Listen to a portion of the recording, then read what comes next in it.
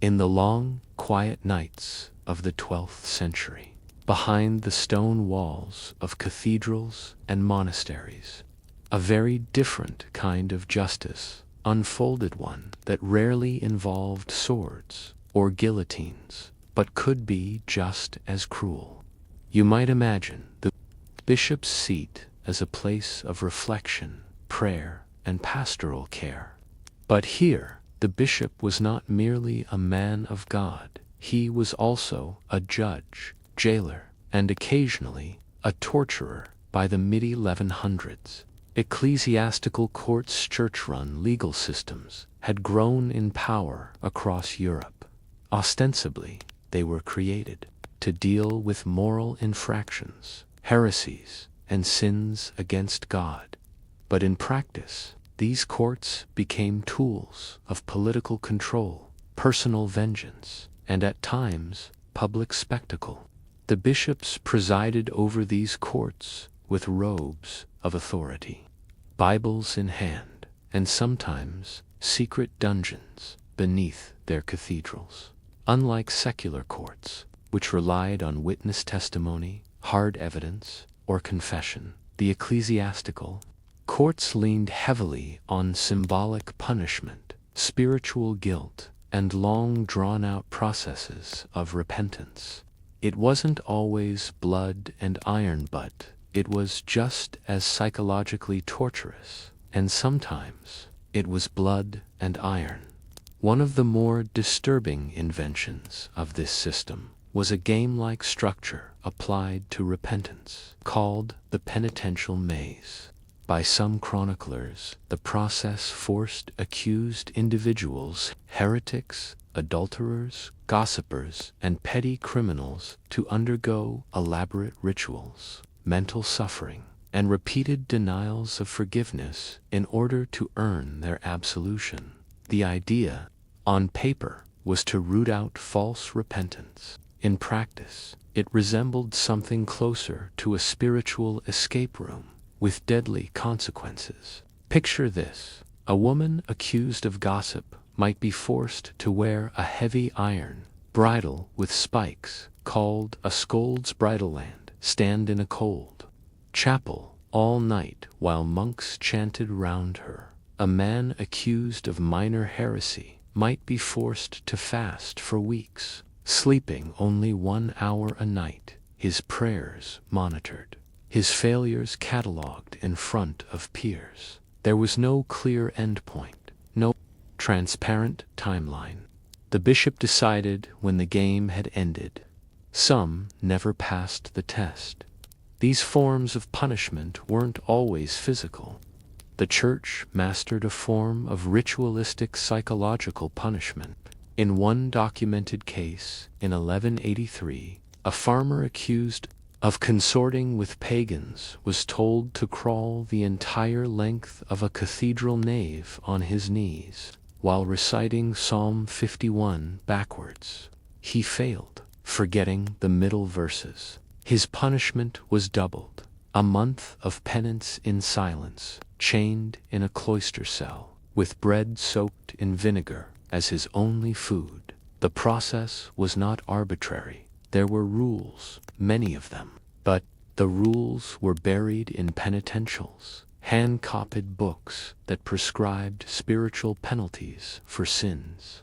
These books were vast, inconsistent, and at times utterly nonsensical. One sin might call for 7 years of penance. Another, far worse, only 3. The labyrinth grew deeper the more one read. It was not about justice. It was about control. Once or twice a month, some churches held public spectacles, ostensibly sermons where sinners were brought forward and made to confess their crimes. In these cases, the goal was not correction, but humiliation. You'd see them wearing sackcloth smeared with ash, holding signs inscribed with their sins, forced to kneel for hours during services, unmoving, while children whispered and adults stared. These events became essentially games for the audience. Congregants bet quietly on who would break down first, who would cry, who would attempt to flee. Laughter was not uncommon. The line between sacred ceremony and sadistic sport was blurred beyond recognition. There is one case that perfectly captures the surreal and terrifying nature of this ecclesiastical torture game. Father Ermine of Sword, a minor clergyman in 1191, was accused of theological error, claiming in a private letter that purgatory might not be literal fire. For this, he was summoned before the bishop's tribunal. His punishment: first, he was to copy the Psalter by hand, not once, but 3 times, with each copy reviewed for signs of spiritual laxity. Then, he was assigned to recite the entirety of the Apostles' Creed at every hour, on the hour, for 40 days. If he missed a recitation, even by a few minutes, he had to start over. On the 38th day, he collapsed and failed to recite the prayer at midnight. He began again. He never finished. Historians argue whether he died from malnutrition, madness, or both. In the monastery's annals, his death is recorded simply: Ermine absolved through trial. To the Church, these acts were not cruelty, they were salvation. Each soul saved from sin was a victory. Each confession extracted was a triumph. But for the people involved, especially the poor and powerless, it was less salvation than slow spiritual drowning. Some chroniclers called it the bishop's Maison, ever-shifting, twisting path toward mercy that one rarely exited the same. And here's the haunting thought: was this truly about saving souls? Or was it an institutional game for power one played in robes and silence behind holy walls?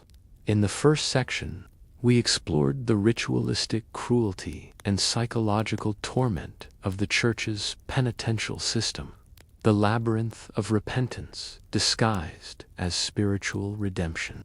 But as we descend deeper, the story becomes darker still. While the surface rituals offered a public face to ecclesiastical justice, humiliating, cold, and rigid, what lay beneath cathedrals and cloisters was often far more terrifying. Hidden from parishioners and unmentioned in sermons, ecclesiastical prisons were a quiet part of daily church life. They weren't myth, they weren't metaphor, they were real. Unlike secular dungeons, loud, filthy, chaotic, bishops' prisons were solemn, regulated, and terribly clean.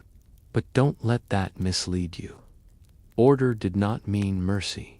In fact, many described these ecclesiastical cells as more psychologically scarring than their feudal counterparts. Some were simple stone rooms beneath monastic floors. Others, like those beneath the Abbey of Saint Etienne in Normandy, were complex systems of narrow tunnels, lightless pits, and isolation chambers carved into limestone. Silence was the preferred tool of punishment. The prisoner would be given 1 candle per week to ration, 1 meal per day, often a small loaf of rye bread and a bit of salted fish. No contact, except for a confessor or an occasional monk delivering scripture. Even the air felt like a weapon, damp, close, and suffocating. One surviving record from the bishopric of Trier in 1204 describes a man confined to a prayer box, a coffin-sized cell with just enough room to kneel. He was held there for 6 months, allowed to sleep only. When he collapsed from exhaustion, technically, the Church opposed physical torture, until it didn't by the 13th century. Particularly with the rise of the Inquisition, ecclesiastical courts began adopting more aggressive methods of interrogation. This marked a critical shift. The Church, no longer just judged the soul. It sought to unearth its secrets. The logic was chilling.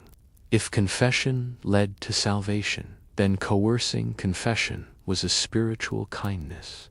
Some of the most common ecclesiastical torture techniques were the strapito. The accused hands were tied behind their back, and they were hoisted by a rope, then dropped, dislocating shoulders, but rarely causing death. The pair of anguish. A metal device inserted into the mouth or worse, and expanded to cause excruciating internal damage. Used particularly for blasphemers. The hair, shirt, and iron chains. While not violent in the traditional sense, wearing coarse, flea-infested clothing and dragging chains for weeks or months was a slow, crushing ordeal. But the most feared punishment wasn't pain. It was eternal silence. For those who failed, the bishop's mazer refused to confess. The punishment was often indefinite imprisonment. They weren't executed. That would be too secular. Instead, they were buried alive. Slowly, in many monasteries, the church created what were called perpetual cells rooms, specifically designed for permanent incarceration. One letter from 1219, written by a monk at the monastery of Monte Cassino, speaks of a man named Lucius, accused of denying the virgin birth. He was placed in a cell and told, "When the Lord changes your heart, knock once, and we will come." Lucius never knocked. After 11 years, his body was found sitting upright, the candle long since burned out, the wall was resealed. A new sinner would eventually take his place. These weren't isolated incidents. Some historians believe thousands of people died in church custody. Their stories unrecorded, their names lost. Women, too, faced the bishop's maze, but their path was often more twisted, more humiliating, and more public. Accused of lust, gossip, or theological error, women were routinely subjected to shame parades, where they were forced to walk naked through the town square with symbolic items tied to their bodies. The brank, a cruel iron muzzle with a tongue spike, preventing speech. Monastic seclusion, where they were sent to live in silence with nuns, forbidden to speak or make eye contact for years. Some became anchoresses, willing or unwilling women sealed inside. Small church chambers with a single window to the outside world. It was spiritual martyrdom with a lifetime sentence. One of the most tragic cases is that of Agnes of Bohemia, falsely accused of carnal sin in 1225. Though evidence later emerged to clear her name, she had already been bricked into a cell for over 2 years. By the time her release was ordered, she had gone blind and mute. She died shortly after. Her death was called a peaceful release, but no one asked whether she'd found peace. You might be asking yourself, why would bishops maintain such brutal systems? It wasn't always malevolence. Often it was politics. Church authority was a delicate balance, especially when bishops competed with secular lords for land, taxes, and influence. A bishop who ruled with iron discipline earned a reputation for righteousness. His diocese became feared, and that fear equated to power. In some regions, bishops collected fines from accused penitents. In others, they gained land when heretics or dissenters were stripped of inheritance. And in nearly every region, obedience meant donations. Wealthy sinners eager to buy indulgences or favor. The maze was profitable, strangely.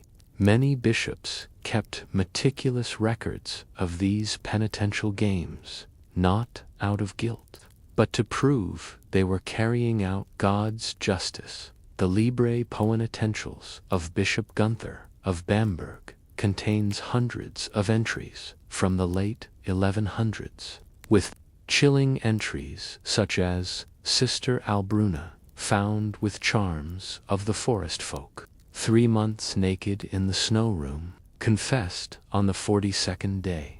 Thomas the Slater, denied transubstantiation.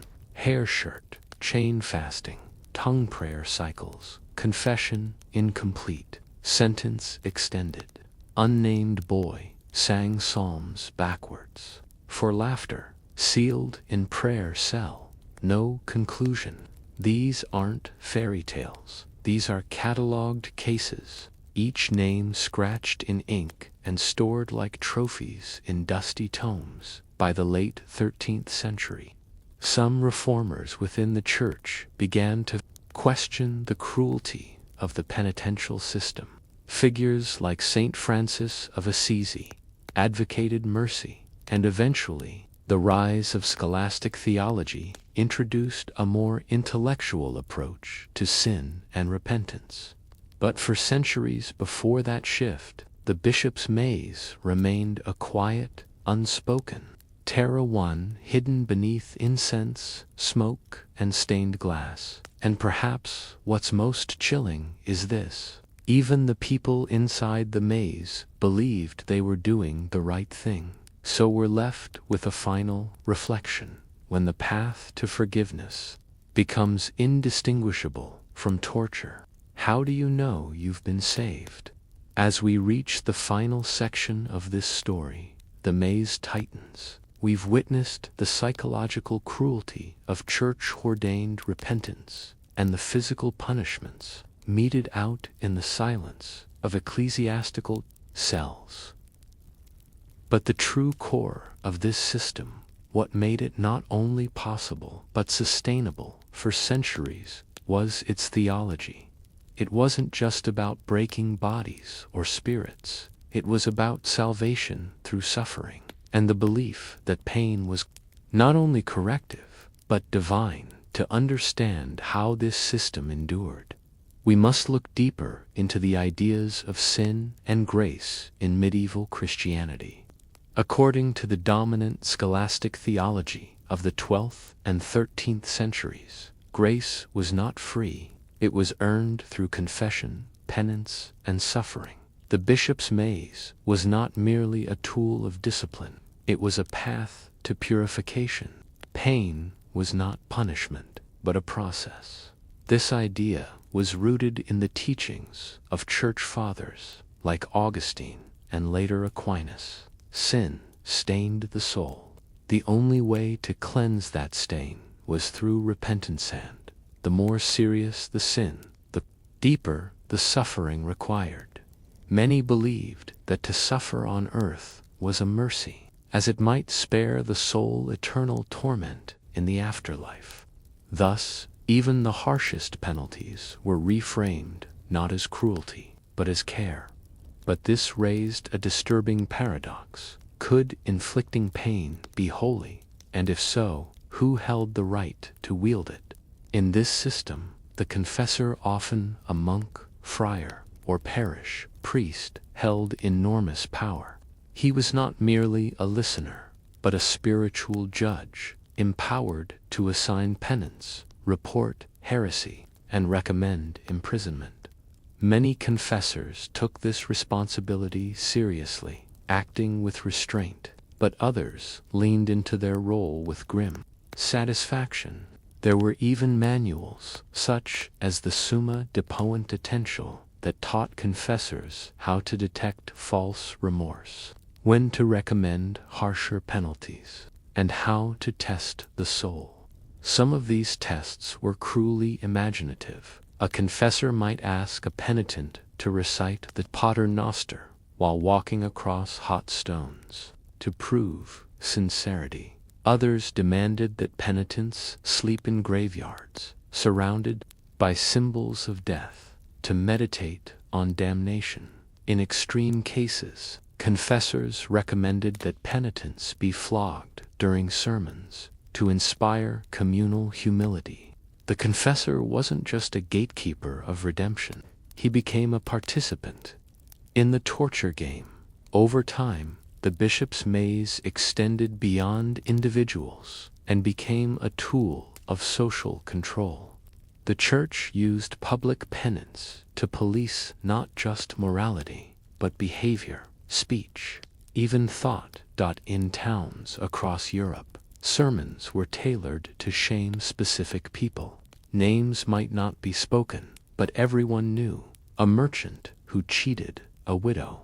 He'd be seen in the back pews, wearing sackcloth, head bowed. A miller's wife, accused of pride, forced to sit apart, hair cut short and eyes cast down. Punishment wasn't just punitive. It was public theater, a warning to others. The message was clear. Step outside the moral line, and the maze will find you. In this way, the church subtly replaced feudal justice. You didn't need a king's decree. You didn't need a trial. All you needed was a bishop with a quill, a prayer book, and a memory. As the system expanded, cracks began to show. Some people, desperate to escape the maze, confessed to sins they had not committed. We know of several cases. A young nun in Bavaria confessed to impure thoughts that, in her own words, she had only dreamed. Her confessor assigned her 5 years of silent service, during which she lost the ability to speak altogether. In 1256, a group of townsmen in Carcassonne, accused of Cathar sympathy, confessed to heresy under fear of lifelong penance. Some of their confessions were later shown to be fabricated, copied verbatim from earlier interrogations.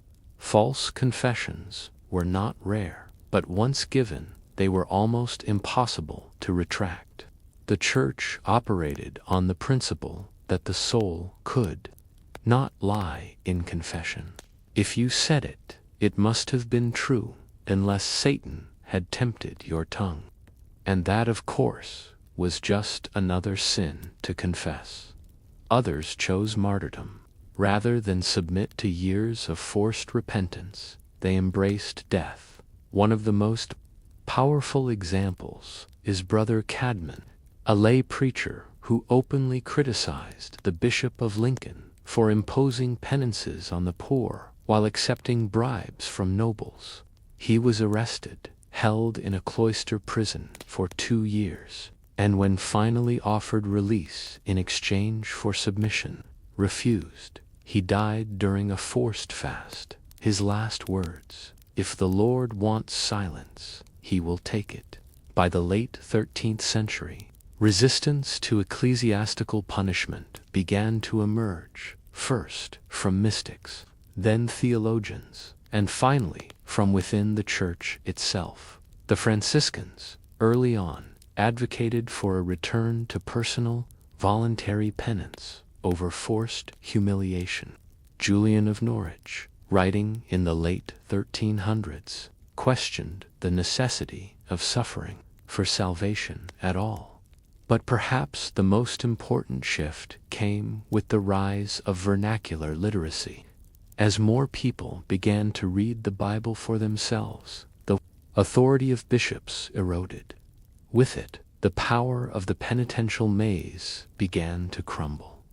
By the 15th century, many bishops' prisons were abandoned. Some were repurposed as wine cellars or ossuaries. The rules of penance became more symbolic, and the worst of the torture games were outlawed. Still, the legacy lingered. You might wonder what all this means today.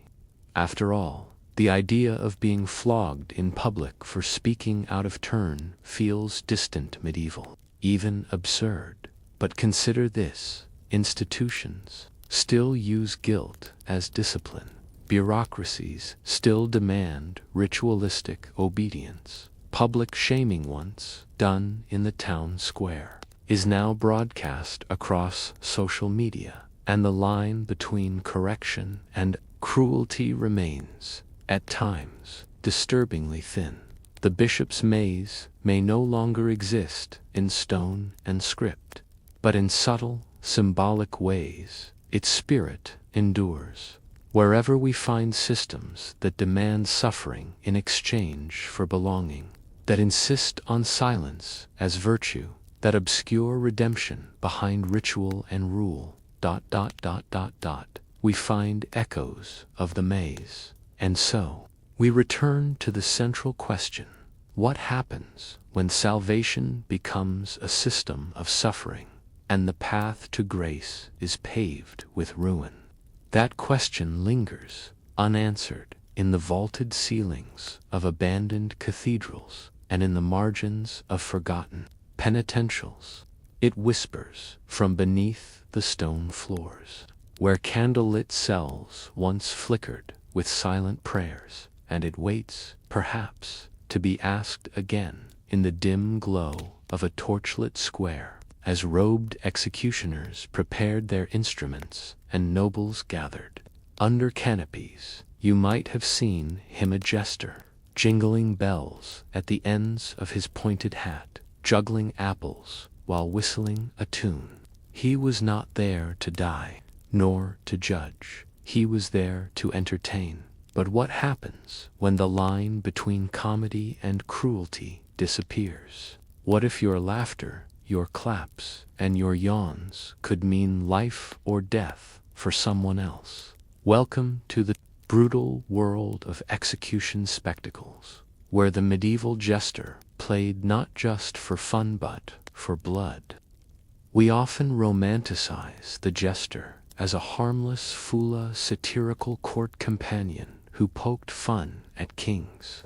But in many parts of medieval Europe, particularly in 13th–15th century France, Germany, and Bohemia, jesters were also performers at executions. They weren't simply comic relief. They were part of a larger, orchestrated theater. In these performances, punishment became public spectacle, and jesters served a particular role to prepare the crowd, lighten the mood, and often mock the condemned. Their humor shaped the emotional arc of the day, and that day could be long. Consider this: the execution of a traitor might last 3 hours, involving speeches, prayers, multiple punishments. A thief might first be flogged, then branded, then hanged, all before the final blow. The crowd needed to be managed, and no one did that better than the jester. He was, in a sense, the master of ceremonies in a theater of suffering. The jester and the executioner often worked side by side. One drew blood, the other drew laughs. They shared a strange intimacy with death, but their roles were carefully defined. Executioners were feared, often ostracized, sometimes even required to live outside town limits. Jesters, in contrast, were tolerated, invited into noble houses, allowed to speak freely, but during executions, their fates aligned. Both were servants of justice. Both played to the crowd, and both bore the terrible responsibility of framing death, one through precision, the other through parody. In some German towns, jesters were even assigned official roles in executions. They introduced the condemned.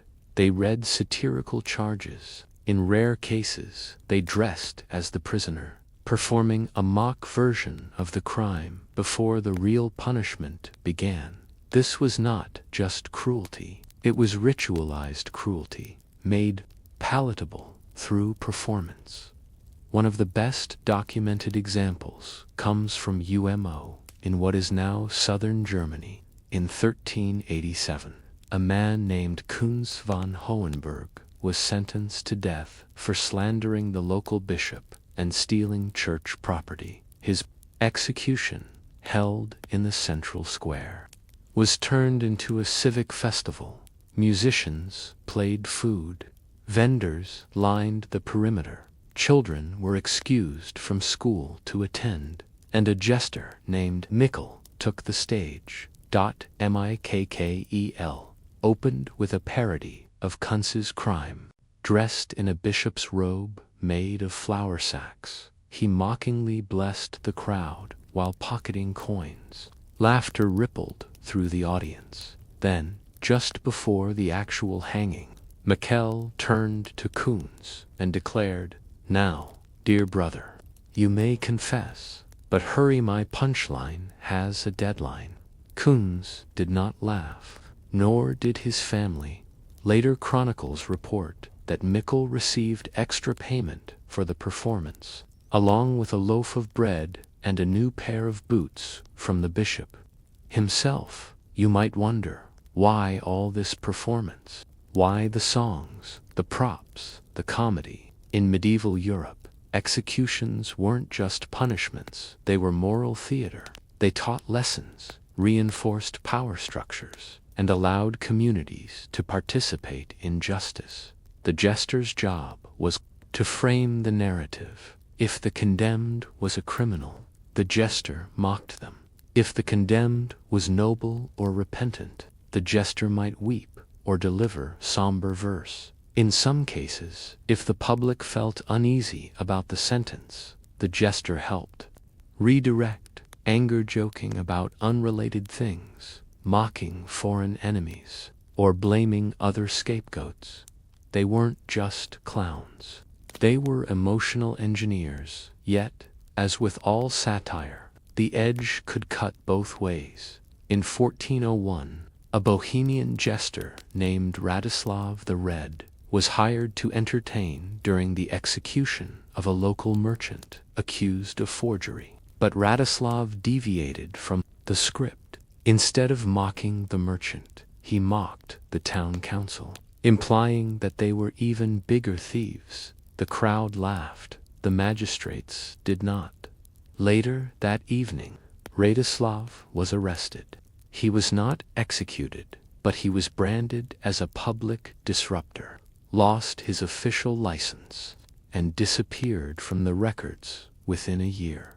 The lesson was clear. Humor could serve the state, but never challenge it. The gallows itself became a kind of proscenium arch, a stage where actors played out roles of guilt, repentance, and justice. The jester, standing just beside it, was like a chorus in a Greek tragedy, commenting, framing, mocking. In some towns, the entire event was choreographed. The jester led a mock procession, parading a fake prisoner through the streets before the real one followed. A comedy of sins was performed, featuring actors representing greed, pride, and envy. The condemned gave a final speech. Some were sincere, others heavily coached. The execution took place quick or slow, depending on the sentence. The jester closed the ceremony with a moral joke or a lamenting ballad. It was strange, surreal, and often horrifying. Yet, for many towns, it was just another Tuesday. Perhaps the most chilling aspect of these spectacles was how normalized they became. Children attended executions with candied apples in hand. Merchants sold souvenirs, engraved tokens bearing the names of the condemned. Tavern songs were written about particularly dramatic deaths, often featuring the jester's punchlines. Execution became embedded in popular culture. It was entertainment. It was civic duty. It was business. And at the center of it stood the jester, smiling, bowing, and sometimes weeping, depending on the script. We rarely hear from the jesters themselves. Most were illiterate. Few wrote memoirs. But from the tone of some chronicles, there are hints that some jesters hated these performances. In one 14th century diary from Bruges, a monk recorded, "I saw the jester before the gallows, silent and pale he spoke, but his jest fell hollow. The crowd did not laugh. He bowed and left." I do not think he enjoyed his coin. Not all performances are voluntary. Not all jokes are funny. Sometimes survival means smiling at a nightmare. The jesters. Bells jingled not just in castles, but beneath gallows. His laughter smoothed the edge of death. His satire dressed the sword in silk. But ask yourself this: when the fool becomes the narrator of justice, who's really in charge of the story? The jester beneath the gallows may seem like a peculiar relic of medieval cruelty, a figure poised between theater and terror. But to understand the depth of this performance, we need to explore what made it possible, what sustained it, and who it truly served. In this section, we will dive into the institutionalization of executions as entertainment, how jesters were trained and employed in civic roles, and how their performances helped cement public executions as a communal moral ritual, both feared and beloved. The spectacle became not just a moment of justice, but a kind of seasonal festival, a day off, a cathartic communal act. And as strange as it sounds, people looked forward to it. In most medieval towns, the executioner was an official employee, sometimes with a fixed annual salary, and other times paid by the head.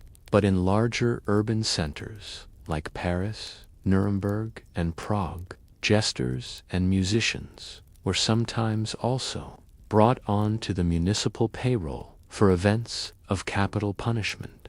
City records from 14th century Nuremberg list specific expenses such as payment to Klaus the Piper for music at hanging wages to Fen the Fool, for sermon mockery before burning, one new drum and cap for execution day procession. These weren't rogue performances. They were planned. The execution square would be prepared like a market, benches erected, wine barrels opened, the gallows scrubbed clean, vendors set up with sweetbread and ale. And then, just before noon, the jester arrives, sometimes in advance of the executioner, to warm up the crowd. Public executions were volatile. Angry crowds, grieving families, drunks, and petty criminals often mingled in uneasy tension. In this context, jesters became mood managers. Their job was more delicate than it appeared. They had to keep the crowd from growing too rowdy, prevent emotional sympathy for the condemned, and reinforce the narrative of moral failure. A well-timed joke could dispel tension. A satirical rhyme about the crime committed could turn public pity into laughter. A dirty song about a corrupt merchant being beheaded could unite a fractured town square. They were more than entertainers. They were emotional regulators, used to ensure the crowd's energy didn't derail the state's control over the narrative of justice. Not every jester was suited for execution day duty. In fact, there's evidence that certain jesters were trained specifically for gallows performances. In 15th century Milan, a guild charter for performers mentions a subgroup referred to as the sable masks, jesters, and minstrels, skilled in satire, dark comedy, and grief-bending humor. Their entire function was to perform in contexts of punishment and mourning.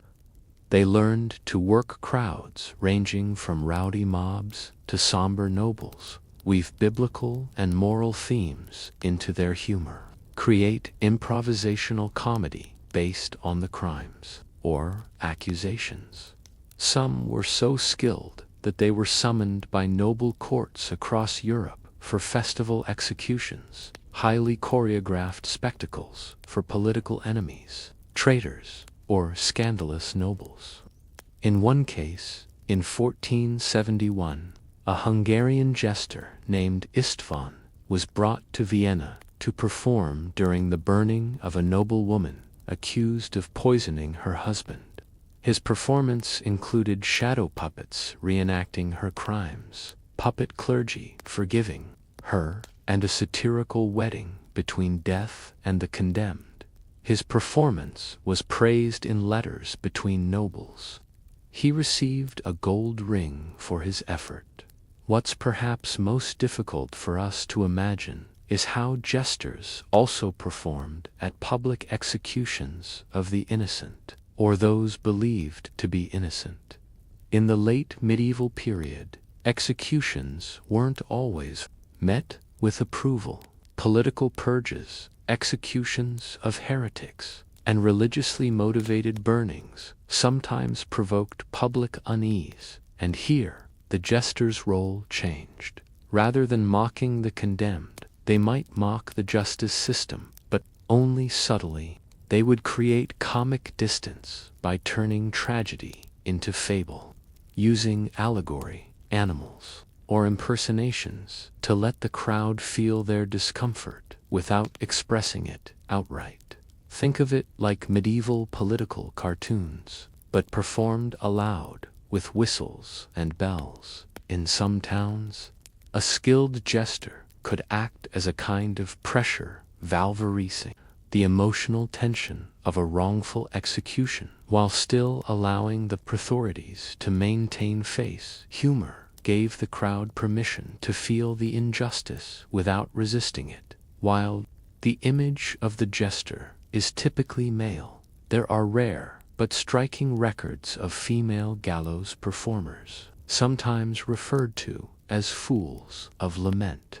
In Prague and Krakow, women were occasionally hired to wail in parody during executions, mimicking over-the-top mourning for comic effect.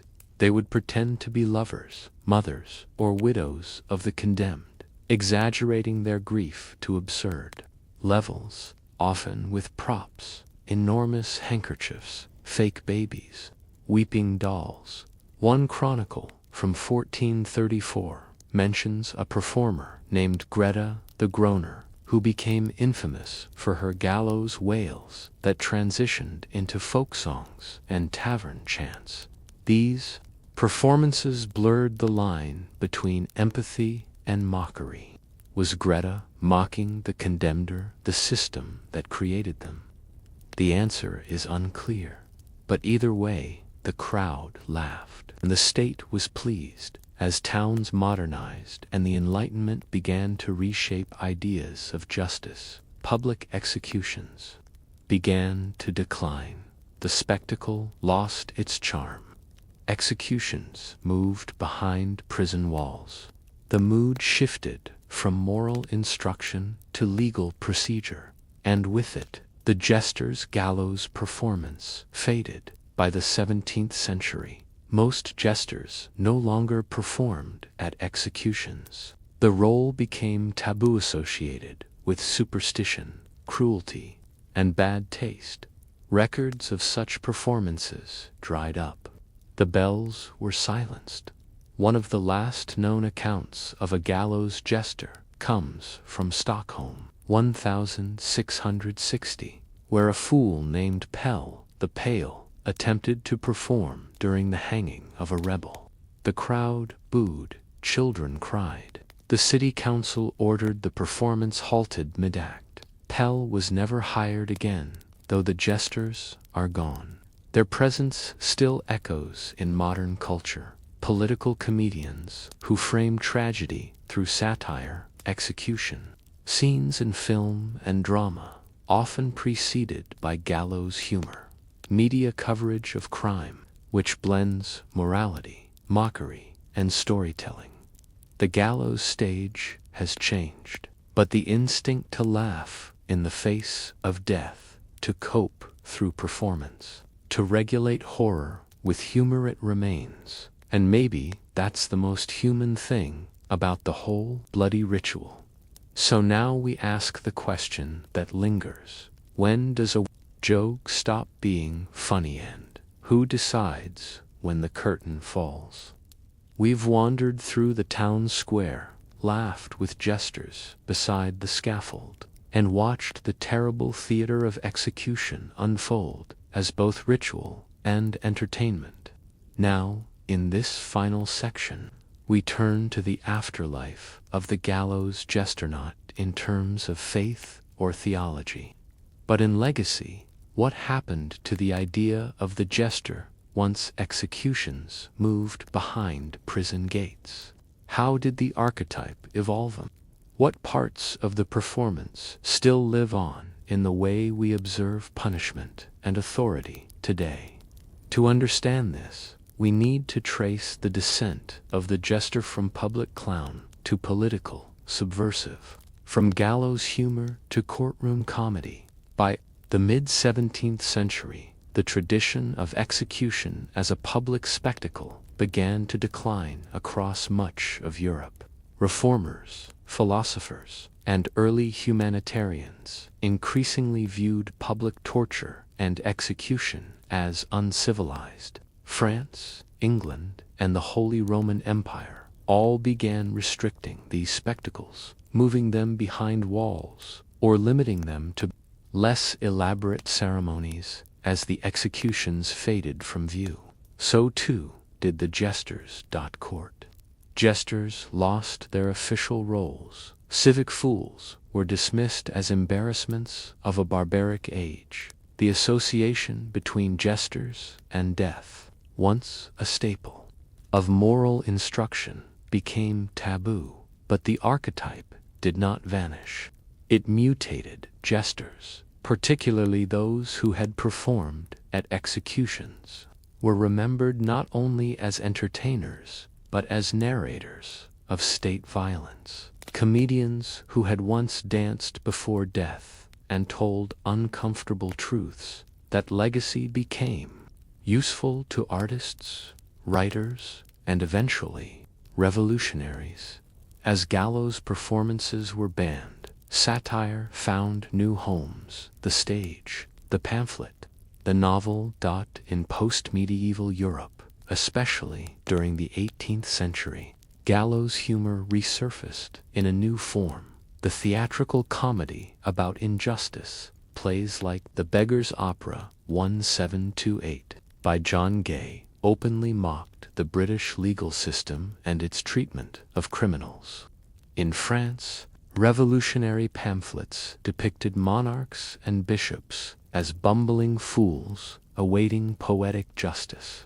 These works weren't just literary. They were descendants of the gallows jester's art, mocking power in the language of performance. You might say the jester's bells were passed on to playwrights, poets, and pamphleteers. In some cities, a strange thing happened. The jester's tradition was transplanted from the scaffold to the courtroom. Court transcripts from 8th century England and colonial America sometimes describe courtroom jesters, not officially hired, but tolerated. Men and occasionally women who attended trials, especially executions, and made jokes during proceedings.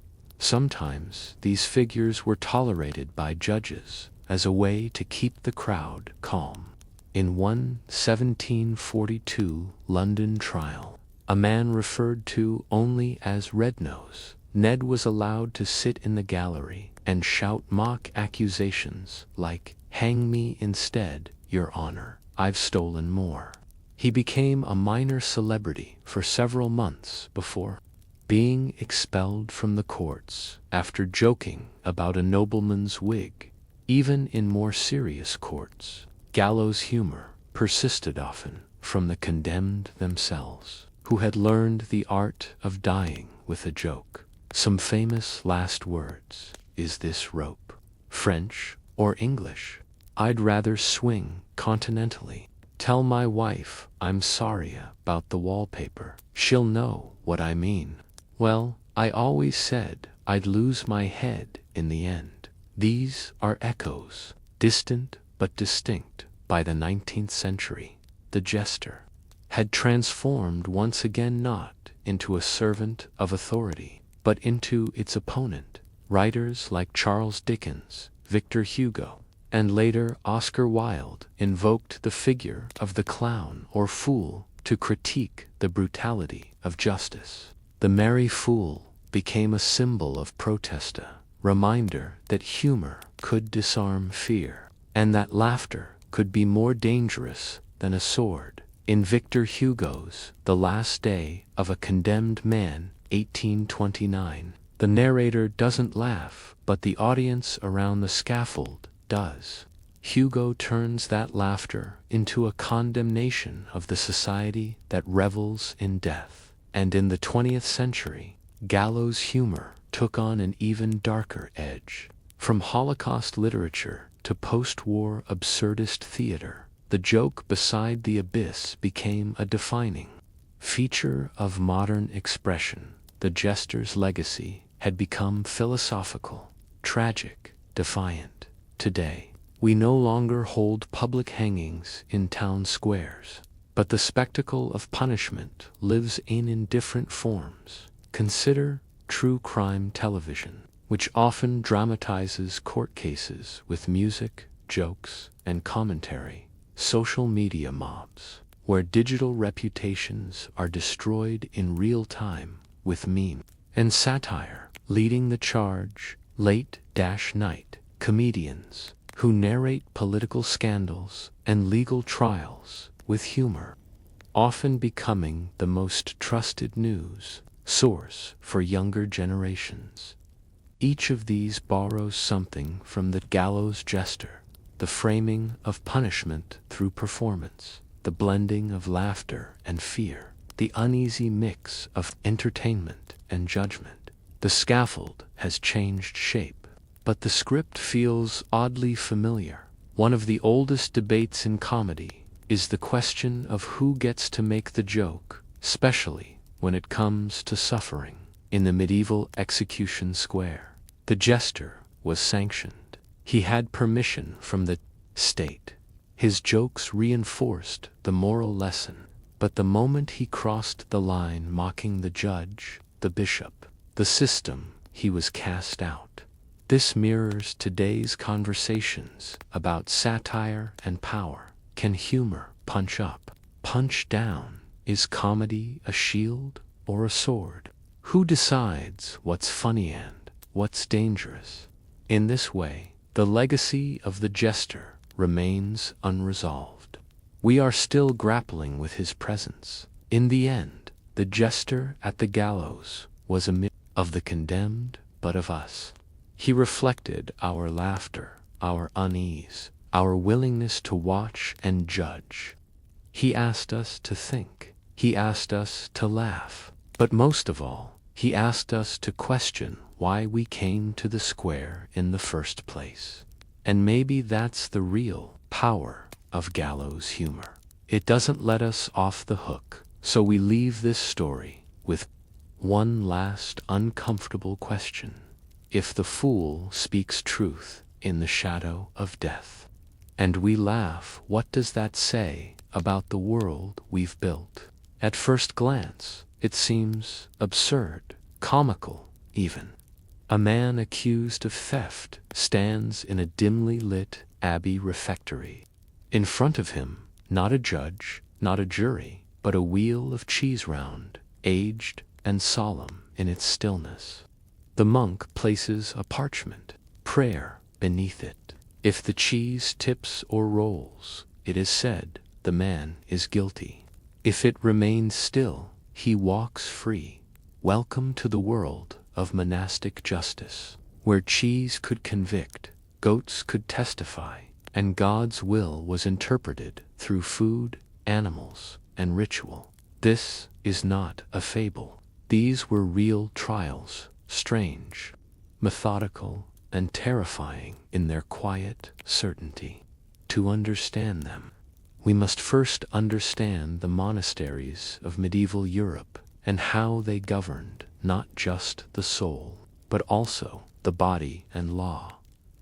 During the Middle Ages, monasteries were not just places of prayer and reflection. They were centers of governance, especially in rural regions. For many communities, the local abbey was the only functioning institution of record. It kept birth logs, settled disputes, and issued fines. Monks acted as scribes, judges, and occasionally jailers. Unlike secular courts, which might rely on sheriffs or barons, monastic courts claimed authority through divine insight. God, it was believed, would reveal the truth, sometimes through trials, sometimes through omens. This belief led to an elaborate system of trial by ordeal, many of which revolved around food. And in certain monastic regions, especially in parts of what is now France, Germany, and the Low Countries, no food was more central than cheese. Cheese, unlike other foods, had religious symbolism. It was associated with abstinence and preservation, both key values in monastic life.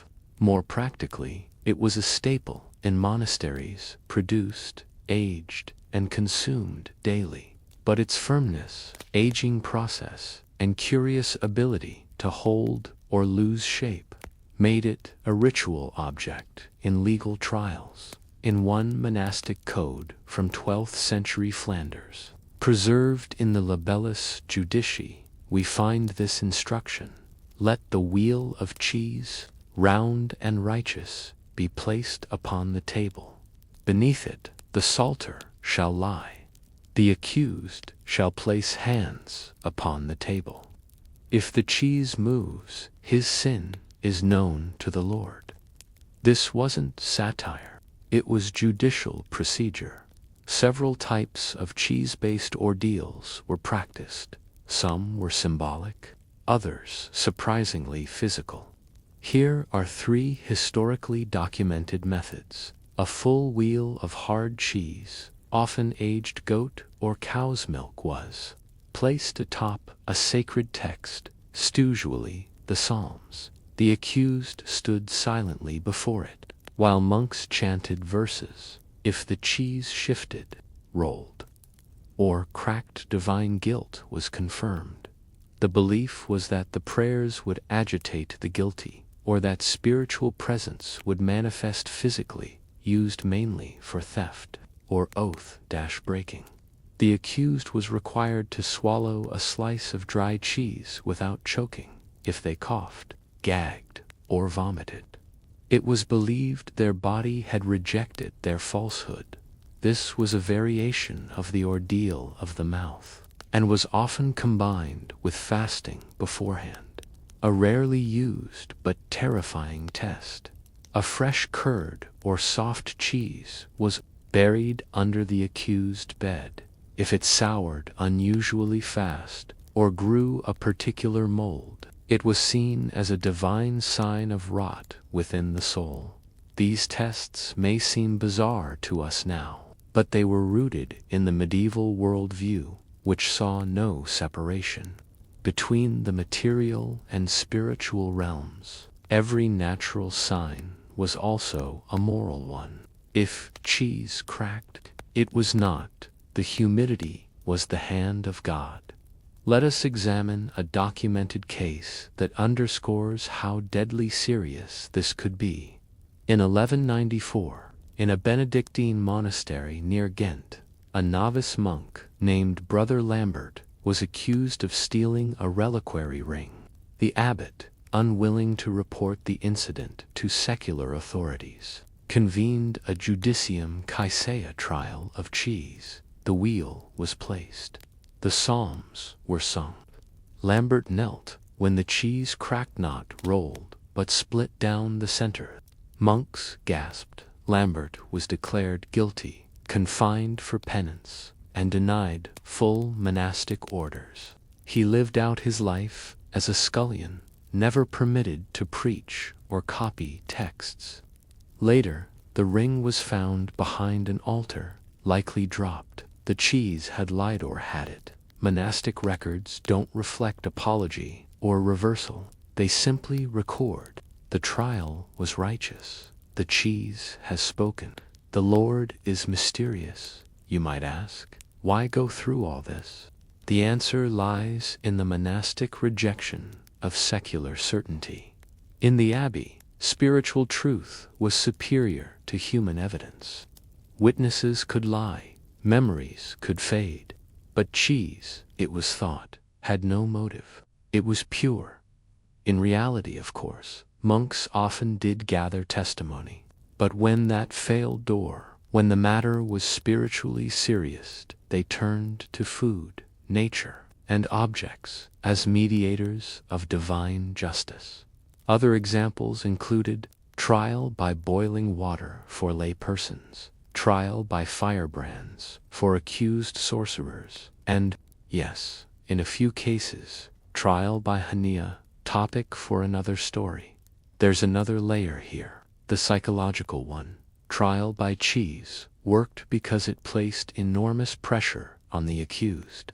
Imagine kneeling in silence while monks chanted, incense burning, the weight of the Psalms under the wheel. You are told that God Himself will judge you, in the tiniest sound, crack or wobble might seal your fate. Many confessed before the cheese even moved. The ritual wasn't about the cheese, it was about breaking the spirit, and in many cases it worked. Not everyone believed in the cheese by the 14th century. Some monks began recording these trials with a hint of skepticism. Marginalia from manuscripts showed drawings of cheese with eyes and mouths, joking about their testimony. One scribbled comment in Latin reads, "This cheese speaks more than our prior." The people sometimes mocked the practice as well. In one folk ballad from Brabant, a woman refuses to confess adultery unless the cheese itself lifts and sings. Satire, it seems, had begun to curdle the ritual. But here's what lingers. What does it say about a society when its justice depends not on reason, but on ritual, on food, on the imagined will of invisible forces? And more chillingly, is that truly so different from the systems we sometimes still trust today?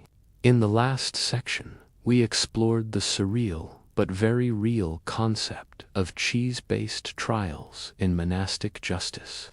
What seems absurd on the surface, relying on the movement or behavior of cheese to determine guilt, was deeply embedded in a worldview where God was believed to speak through material signs. But cheese wasn't alone in the courtroom. In this section, we step deeper into the ritualized food trials of medieval monasticism, how loaves of bread, sacred cheese, and even Eucharistic wafers became part of legal proceedings. We'll also look at how disputes between monasteries were sometimes solved through symbolic feasts, and how the line between justice, superstition, and performance blurred until no one could quite tell them apart. Parallel to the cheese wheel was a more widespread and often more dangerous monastic ritual, the ordeal by bread, called judicium panis in monastic Latin. The accused was required to swallow a specially prepared piece of dry barley bread, typically dense, hard, and salted. As with cheese, the logic was spiritual, but the method was physical. The rules were simple. The monk would bless the bread with a prayer, usually invoking Psalm 7, "O Lord my God, if I have done this, let the enemy pursue my soul." The accused would kneel and eat the bread in silence. If he choked, sputtered, or vomited, guilt was presumed. If he swallowed easily, God had judged him innocent. This was not mere symbolic food. The loaf was sometimes mixed with relic dust, crushed parchment, prayers, or even drops of sanctified oil. In rare cases, the accused fasted for 24 hours beforehand. heightening the physiological intensity of the act. Some trials added a second element. After swallowing, the accused was monitored for 24 hours. If he developed stomach cramps, fever, or anxiety, was interpreted as spiritual rejection. Imagine the fear of that meal, not a banquet, but a trap. Perhaps the most controversial and secretive of all food-based trials involved the Holy Eucharist itself, though rarely acknowledged in official records. Some cloisters and abbeys conducted Eucharistic trials for serious sins, especially heresy. The accused would take communion under observation, and if they hesitated, it was taken as a rejection of the body of Christ, therefore, evidence of guilt. This practice was deeply controversial, bordering on sacrilege, and often carried out without direct authorization from higher church authorities. In one haunting case, recorded in the Chronicles of Visby Abbey c. 1270, a monk suspected of secretly practicing Jewish rites was required to take the host in front of the entire brotherhood. He did so but dropped the wafer. Whether it was clumsiness, sweat, or trembling hands, it didn't matter. He was immediately seized and imprisoned. He died 4 days later. No formal confession was ever recorded. Sometimes food was used to resolve legal conflicts between monasteries, especially over land, water rights, or grazing boundaries. These were called ritual reconciliation feasts, and they followed strict protocols. Here's how it worked. Each monastery would send a delegation of monks. They would meet on disputed land, often with an altar or cross erected for the occasion. The host monastery would prepare a ritual meal, including a loaf of bread marked with a cross, a wheel of cheese, often cut into segments to represent the terms of agreement, a shared goblet of ale or watered wine. The two groups would pray, eat together, and read a formal agreement aloud. If either party refused to eat, symbolically rejecting the terms, they forfeited the claim. In this context, food was binding more than ink, more than oaths. There are at least 17 recorded instances of land disputes between monasteries in which the cutting of a cheese wheel finalized the agreement. One chronicle from the Abbey of Turna notes, the cheese was firm, yet gave evenly. It was cut in half and blessed. The land was divided. This was not poetry. Trial emerged in the mid-13th century in the Benedictine and Cistercian orders, the Caseus Crucis, or cheese of the cross. Unlike the punitive cheese wheel, this was a sanctified object, a single round of cheese, blessed on the feast of the Holy Cross and kept in cold storage, sometimes for years. It was reserved for internal conflicts among monks. Here's how it worked. When two monks were embroiled in a dispute over money, vows, or even theological argument, they would be summoned by the abbot. The cheese of the cross would be placed on a white cloth in the center of the chapter house. The two men would each place their left hand on the cheese and recite a series of mutual oaths. If the cheese showed any sign of corruption, mold, splitting, or leaking, it was said the dispute was insincere. Some chroniclers even report that if the cheese cracked toward one monk, it meant guilt rested with him. One record from the monastery of Cluny recounts a dispute over choir responsibilities, resolved when the cross cheese split toward Brother Bernard, whose sin was then confessed. Was it coincidence? Temperature? Age? To the monks, it was judgment. By the 14th century, especially after the rise of canon law reform, these practices began to face internal resistance. Theologians in Paris, such as John of Mirecourt, called the use of cheese in trials superstitious and improper, confounding the Creator with the creation. But not all agreed. Some monasteries defended the practice, citing its spiritual roots, its long-standing tradition, and the humility it represented. "It is not cheese," wrote one abbot in 1359, "but our fear of it that purifies." By the 15th century, as secular courts grew in power, most of these rituals faded. Cheese was replaced by contracts, bread by oaths, Eucharist by evidence, but the memory lingered in monastic legends, in songs, and even in the marginalia of serious theological texts. A strange note in a 1483 treatise on property law includes a doodle of a monk chasing a runaway cheese wheel across a field, with the caption, "It has declared its verdict." The monks may have laughed, but they never fully let go. As we conclude this section, consider this: how many judgments in history were shaped not by truth, but by ritual, by the quiet pressure of the room, the smell of bread, the crack of a rind, and, more importantly, have we truly moved beyond this?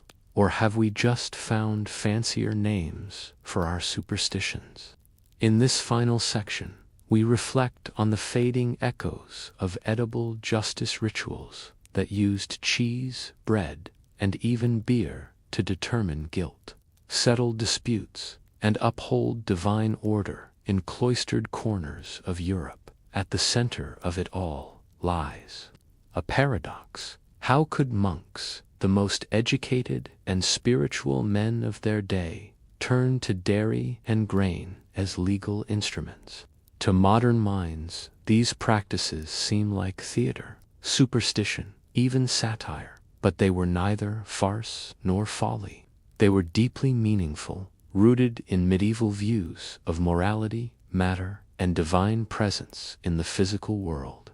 In understanding why they existed and why they disappeared, we begin to grasp something fundamental about how people once saw justice. To a medieval monk, the world was not divided into spiritual and material.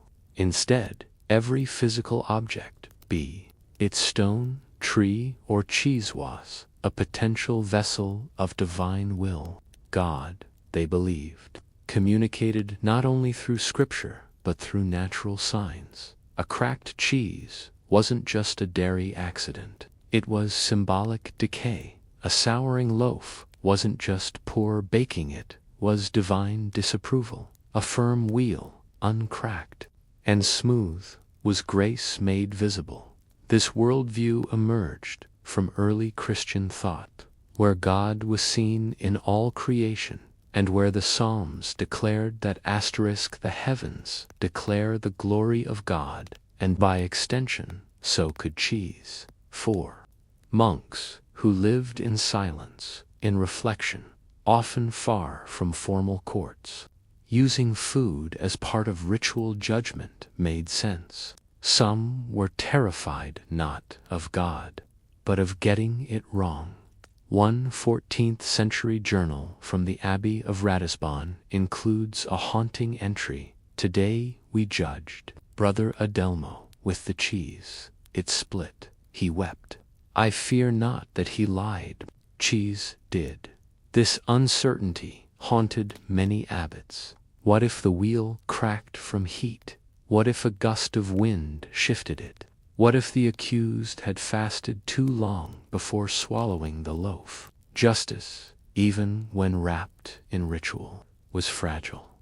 This growing discomfort paralleled a broader shift toward canon law legal system that emphasized texts, precedent, and rational procedure over mystical symbolism. By the late 1300s, many monasteries began supplementing or even replacing cheese trials with written depositions witness testimony fines and penances, calibrated by monastic rulebooks, cheese stayed in the cellar. The courtroom moved to parchment. As monastic justice grew more procedural, the food trials slowly disappeared, but their spirit lingered. Instead of cracking cheese, monks began recording dreams as evidence. Instead of swallowing dry bread, accused brothers were required to fast and reflect, then write a confession. In other words, the medium changed, but the goal remained the same: to reveal truth through the body and spirit, not just words. Monks also began to reinterpret the cheese trials. By the 15th century, some treated the old rituals as allegories, not literal judgments. One abbot wrote in 1449, "The wheel of cheese is the soul. If it splits, it hides a wound. Let us no longer judge by dairy, but by conscience." Even in their rejection, the monks preserved the metaphors, though abandoned as formal rituals. The concept of trial by cheese lived on in folklore, tavern tales, and even legal satire.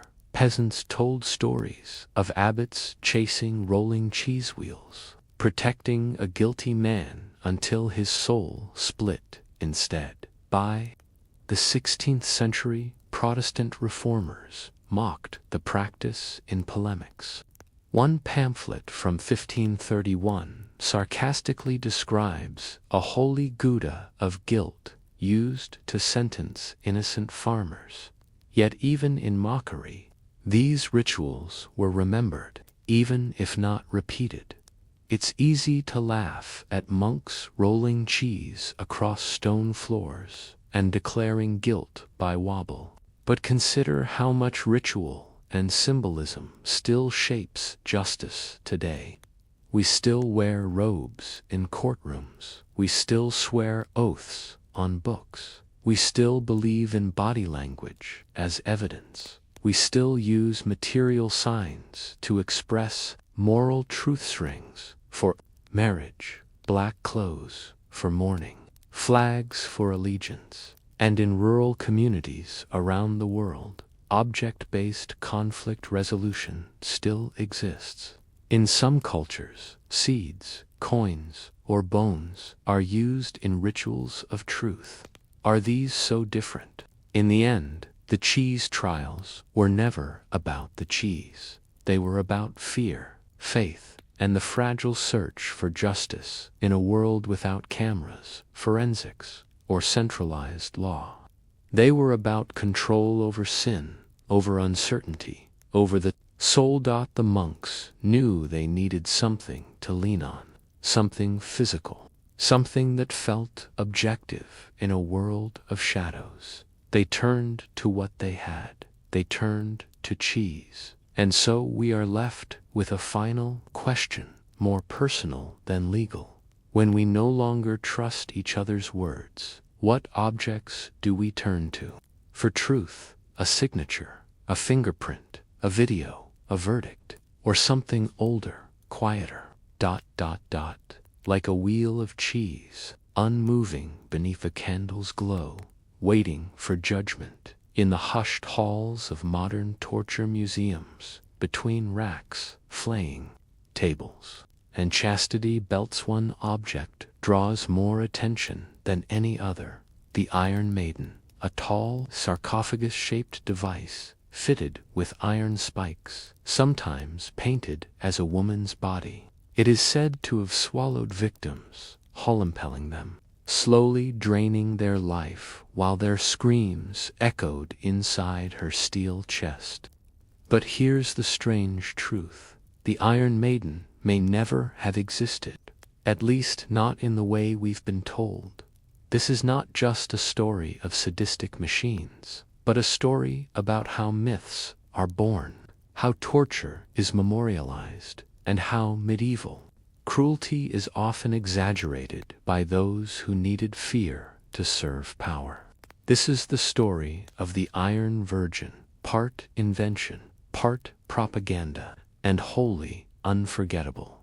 Despite popular belief, there is no definitive evidence that a functioning Iron Maiden was ever used in medieval Europe. In fact, the first known mention of such a device doesn't appear until the late 18th century, hundreds of years after the supposed time of its use. So where did the story come from?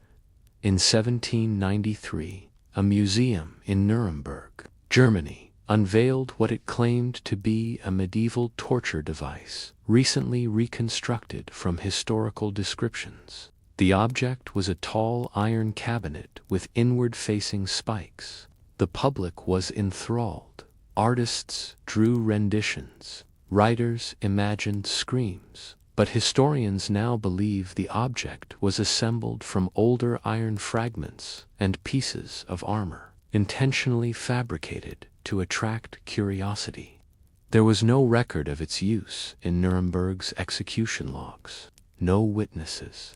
In medieval Europe, it was often much more mundane, methodical, and legalistic than the Gothic imagination suggests.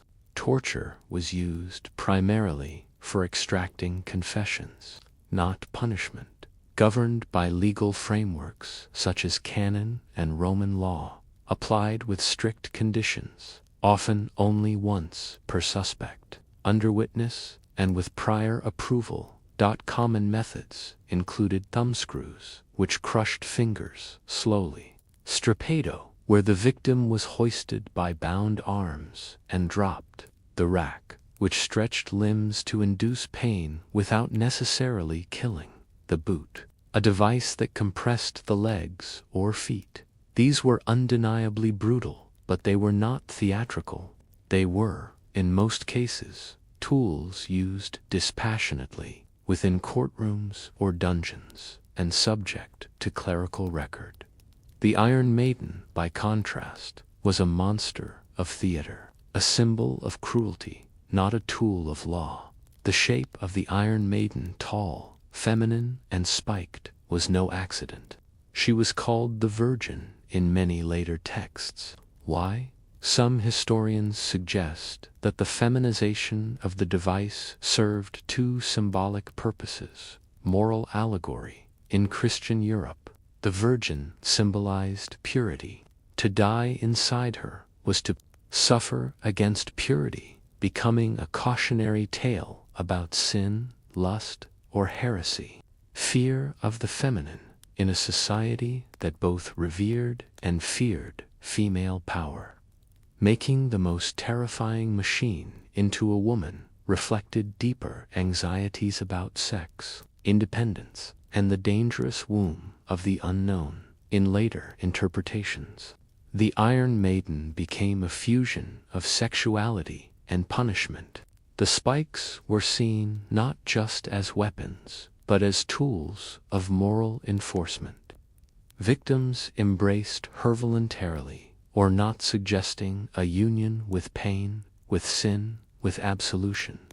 But again, this was symbolism, not evidence. No court documents mention it.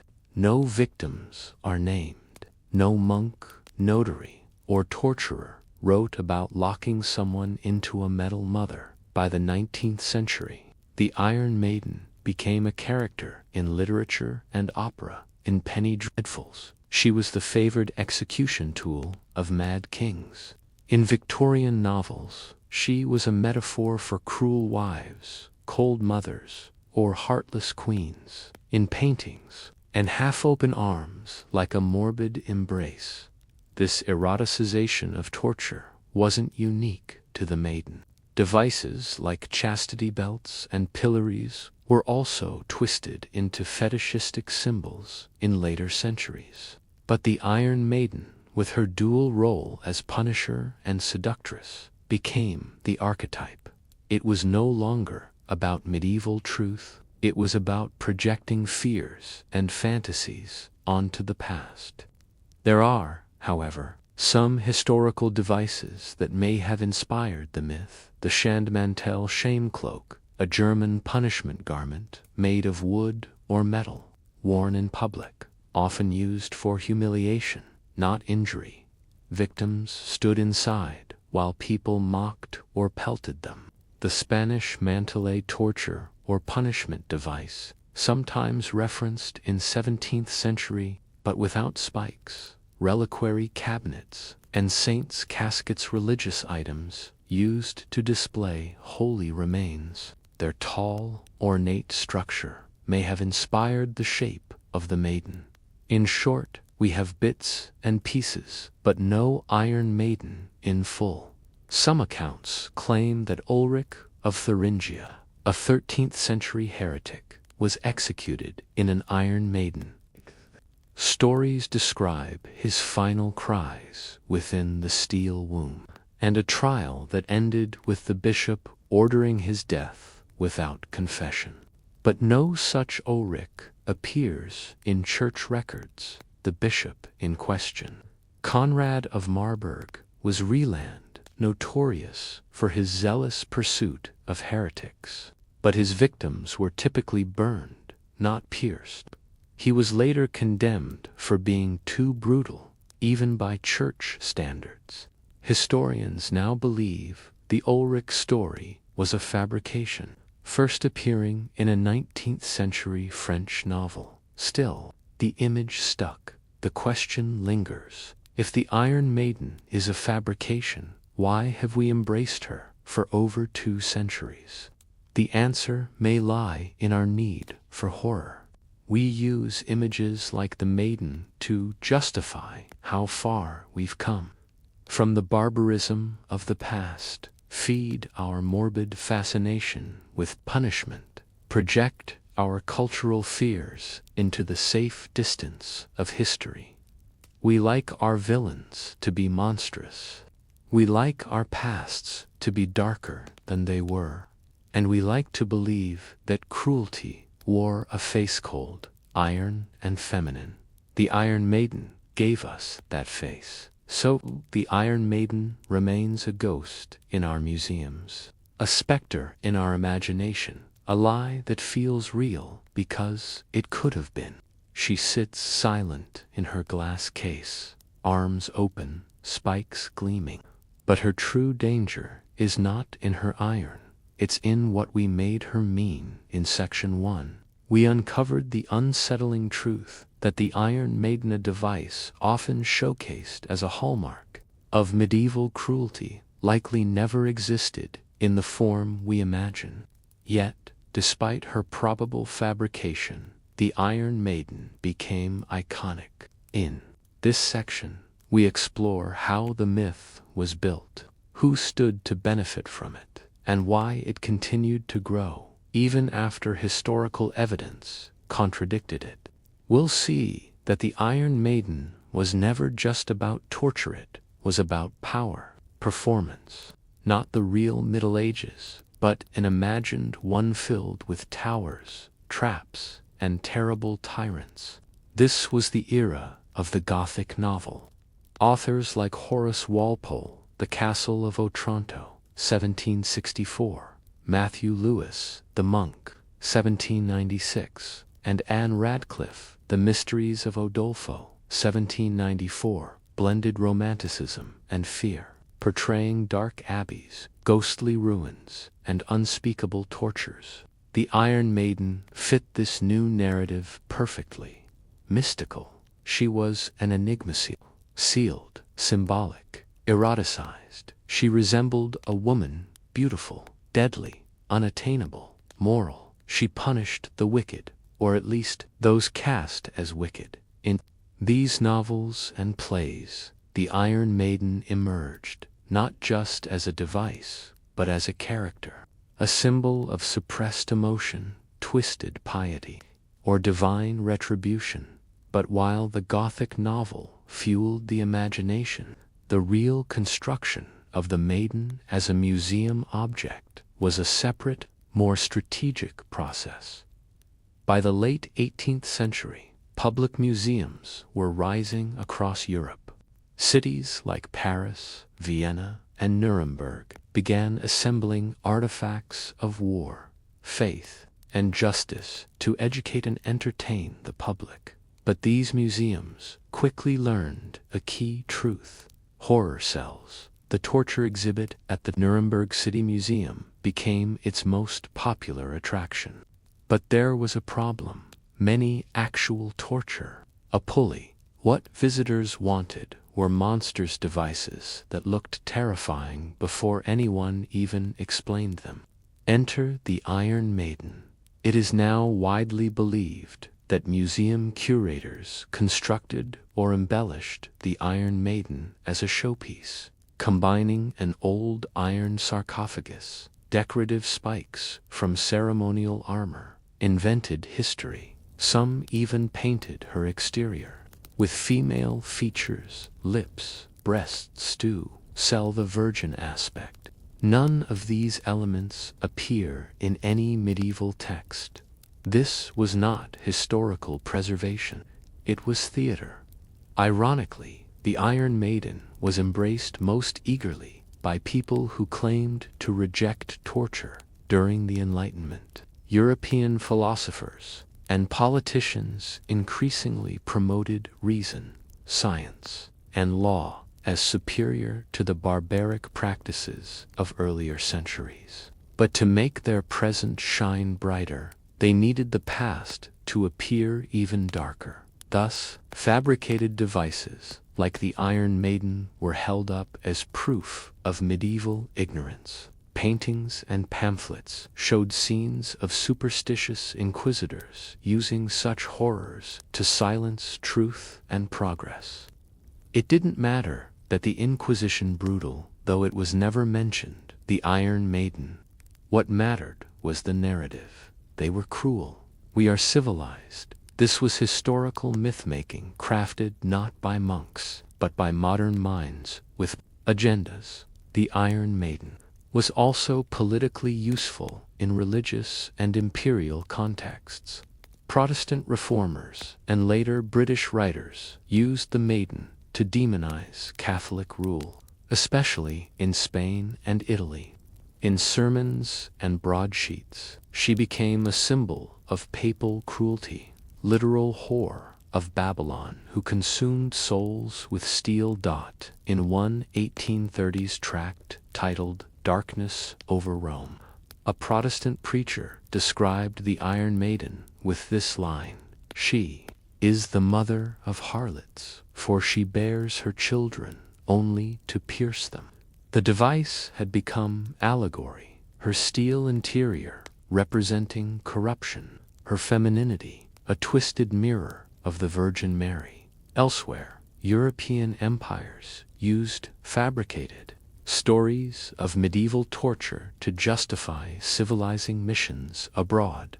The logic was simple. Look at what our ancestors did in their ignorance. Look how far we've come. Now we must bring others into the light. The Iron Maiden thus became not just a warning about the past, but a tool to shape the future through fear, shame, and control.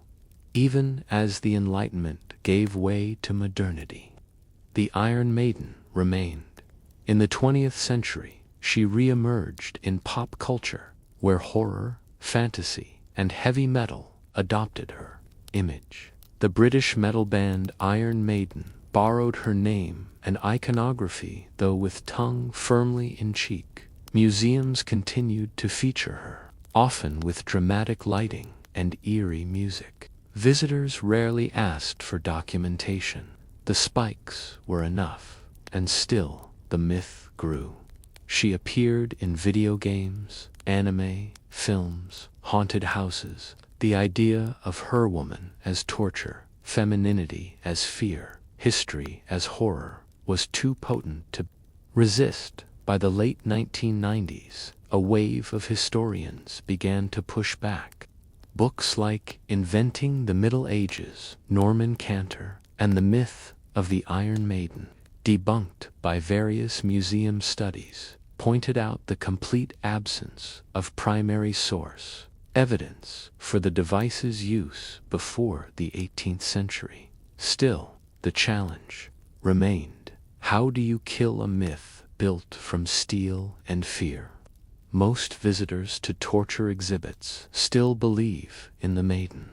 Curators when pressed, offer carefully worded plaques, once believed to have been used, ... but the image persists. The Iron Maiden is now too iconic to erase. At its core, the Iron Maiden is not about what the Middle Ages were. She's about what we want the Middle Ages to have been. Barbaric, so we feel better about the present. Theatrical, so history feels exciting. Symbolic, so pain can carry meaning. In that sense, the Iron Maiden isn't a lie. She's a confession of our fear, of our fantasies, of our need to shape the past in the image of our present concerns. And so we're left with a question not about steel, but about stories. If we invented a machine to frighten ourselves, what were we really afraid of? We've followed the Iron Maiden from her mythical origins, through her fabricated fame, and into her role as a symbol of darkness projected onto the medieval world. She was never meant to be a machine of pain. She became something more powerful, a cultural phantom, haunting our understanding of the past. In this final section, we lay the Iron Virgin to rest, not with a scream, but with silence. We'll explore how museums now deal with her legacy, how historians try to untangle truth from drama, and how our obsession with violent relics reflects more about us than it does about history. This isn't just about torture. It's about memory, myth-making, and the things we choose to believe, especially when we know better today. You'll still find Iron Maidens on display around the world, in museums from Rothenburg to Prague, from London to San Diego. They vary in design. Some stand over 7 feet tall, painted black with carved feminine features. Others are crude, rusting, with uneven spikes barely riveted into the frame. A few are open-faced, clearly designed to look horrific more than to function, but almost none of them have verifiable medieval provenance. Nearly all are dated to the 18th or 19th centuries. Some are clear reconstructions built from armor, coffin parts, and speculative imagination. Despite this, millions of visitors each year take photos, pose beside her, and read placards that imply she was used in some dim, blood-soaked past. Why do these museums still display her? Curators face a difficult choice: remove the maiden and risk losing one of the most visited exhibits, leave her in and risk misinforming the public. Some museums now offer nuanced captions, long associated with medieval torture. The Iron Maiden likely originated in the 18th century, but such text is often overshadowed by the sheer presence of the device. The spikes speak louder than the plaque, and so the myth persists, not because it's believed, but because it's profitable. Modern historians have not remained silent.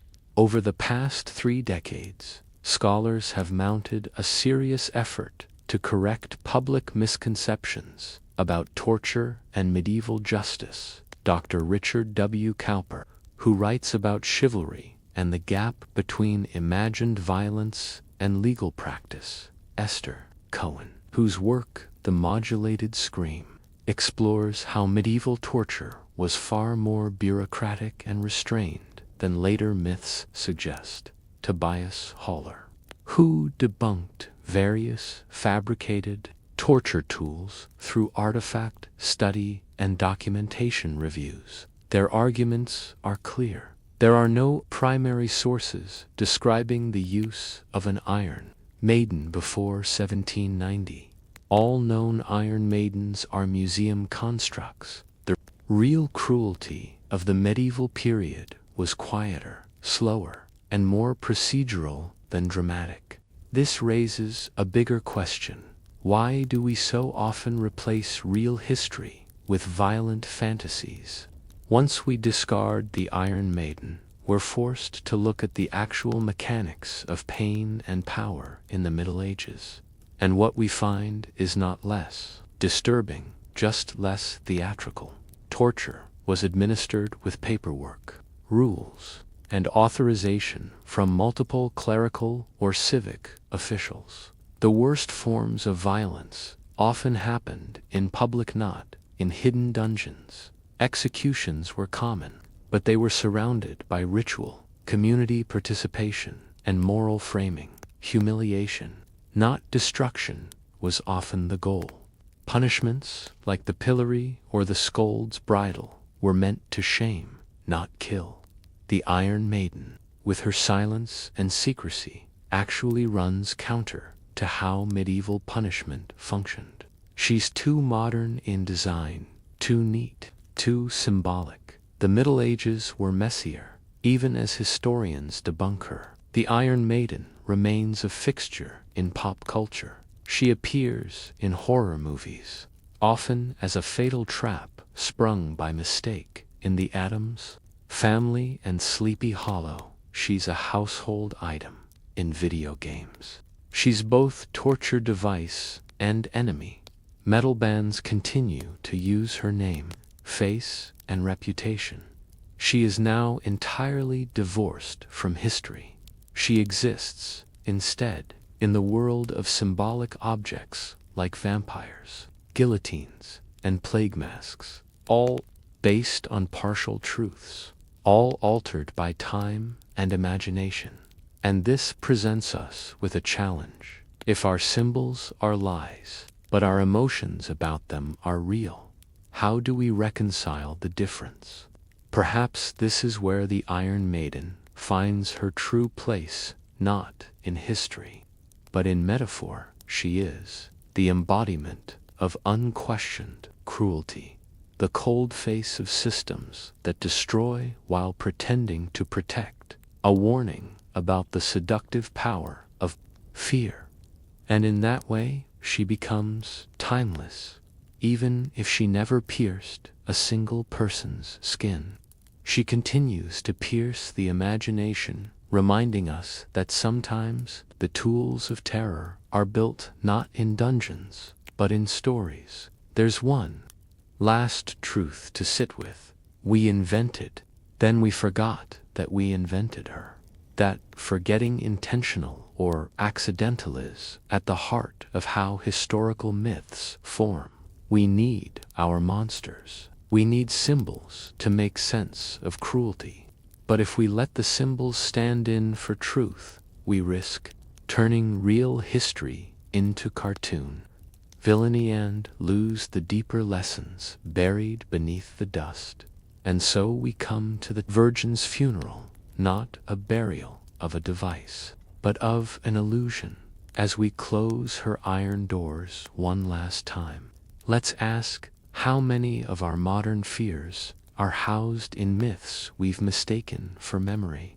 And when we look back, centuries from now, what monsters will we realize we built out of need, out of metal, out of silence? In the golden fields, outside the walled towns of medieval Europe, the summer fair was a time of jubilation. Merchants laid out silks and salted fish. Jugglers tossed knives. Minstrels filled the air with lutes and laughter. Ale flowed freely.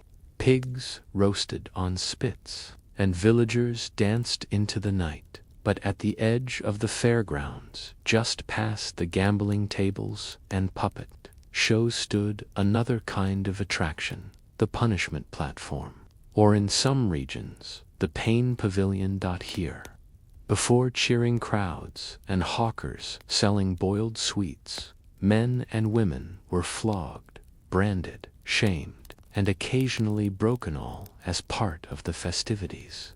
This was not accidental.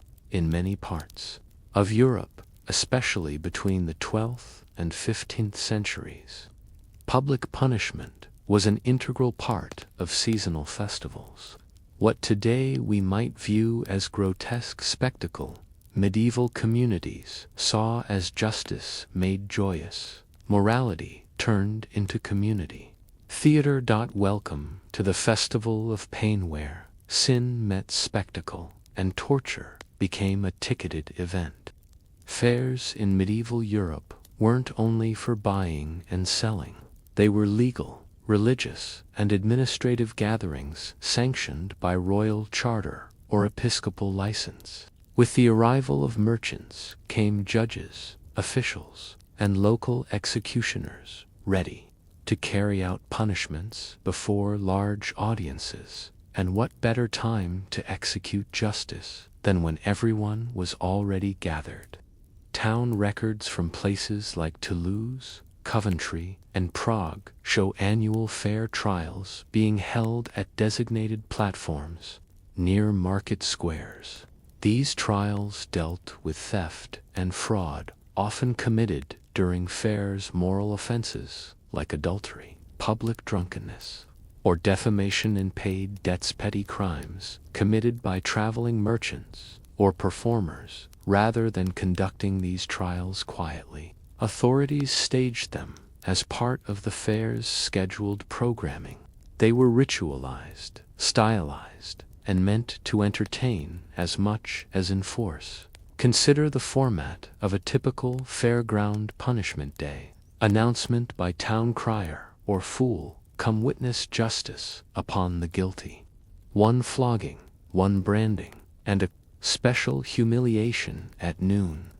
Parade of the accused victims were marched through the crowd in chains or stocks, often dressed in costumes. Adulterers in torn wedding garments, drunkards with empty mugs on their heads, thieves with fake coin purses sewn to their robes. Performance punishment floggings with musical accompaniment, branding with iron glyphs. Cheered on by children. Verbal confessions read aloud and mocked by jesters. Closing morality speech. A local friar or town official would declare a message of repentance and civic order.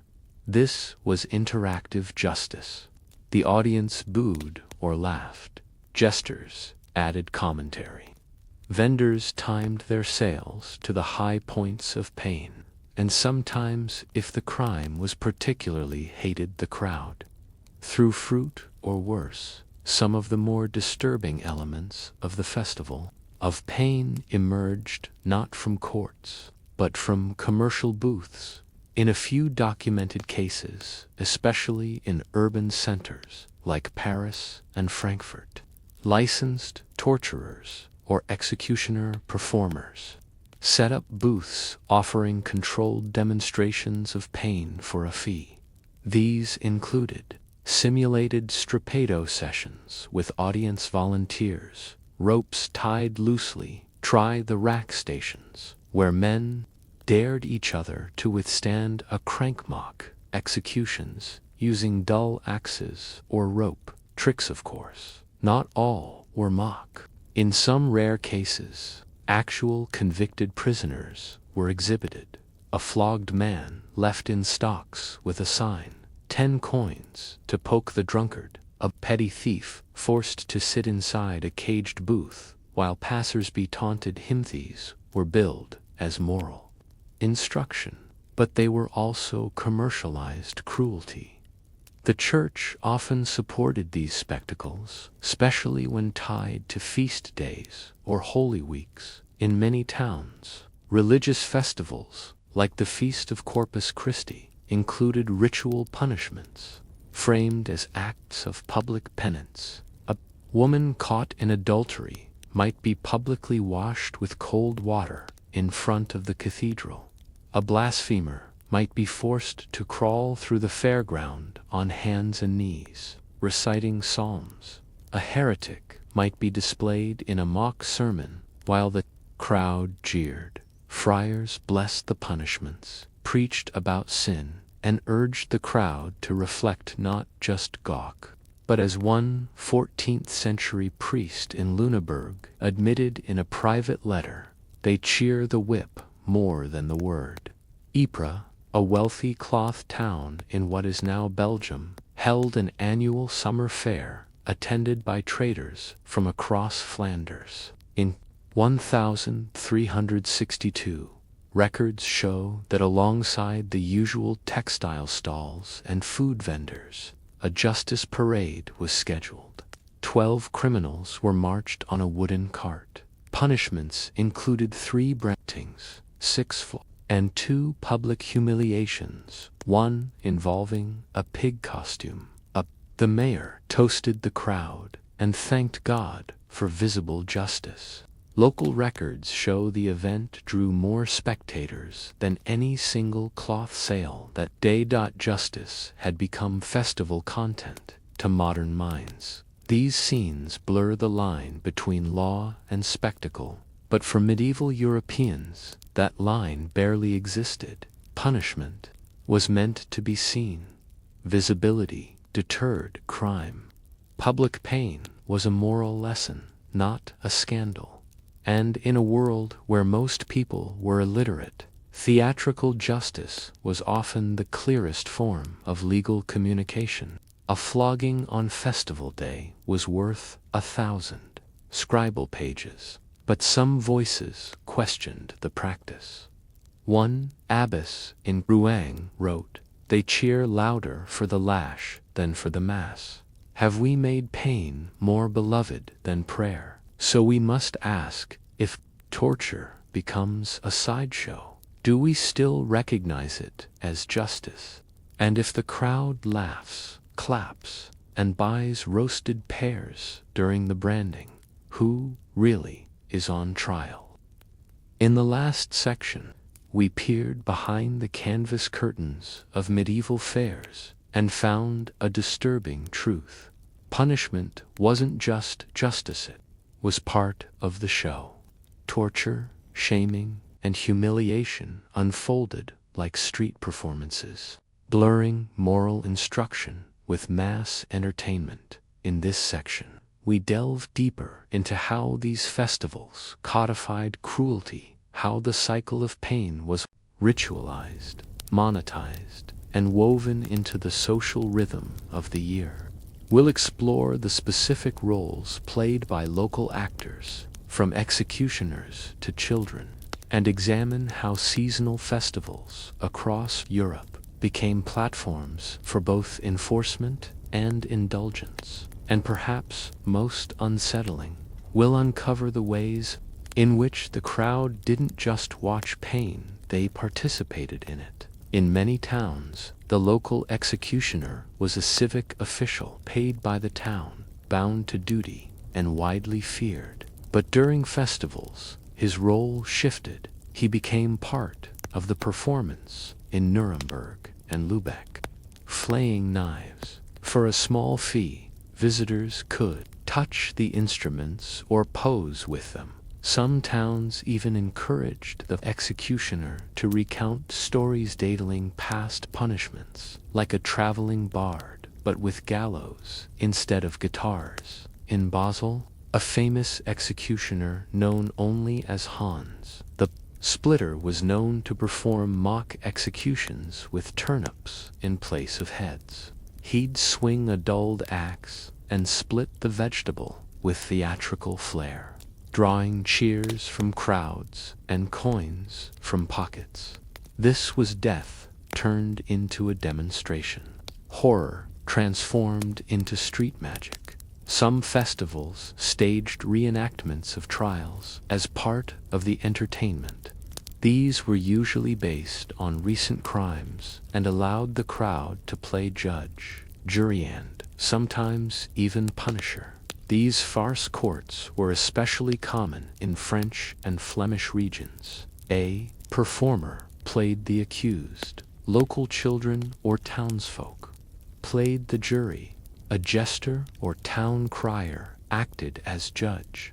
The crime was often exaggerated for humor. A man stealing too many sausages, or a woman gossiping with her hens. But occasionally, the trial would pivot toward real social tensions. A tax collector might be portrayed as a pig.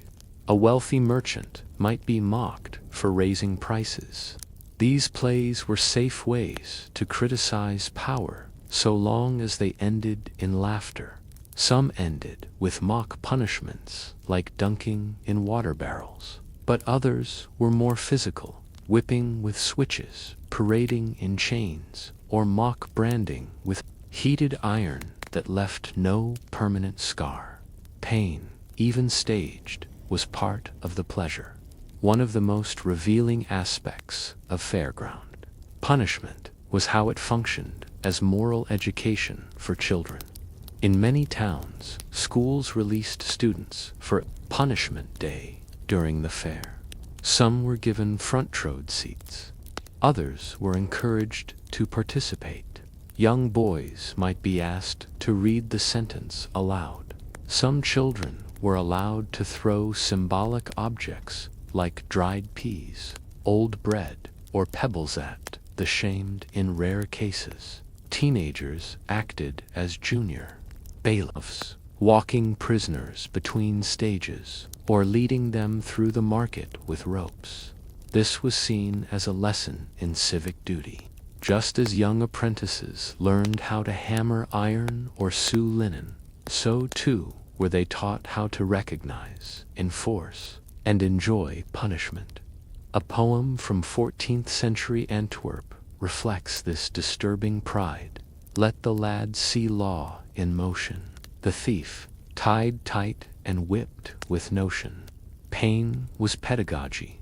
Fairs were big business and public punishment played its part. Not only did it draw crowds, it also created spending opportunities. Vendors timed food sales around floggings and executions. Special songs or rhymes were sold on woodcuts, recounting the crimes. Merchants sold justice cakes, flat pastries, stamped with gallows imagery.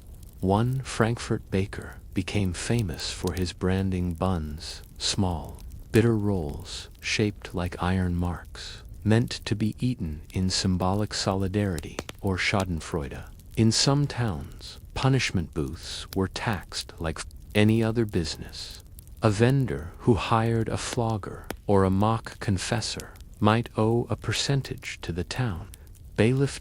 Justice had become not only public, but profitable. Despite the brutality, some fairs also featured acts of forgiveness designed to balance the scales. These rituals, often orchestrated by religious guilds or town councils, allowed for public reconciliation between enemies, often sealed by a shared drink or symbolic embrace.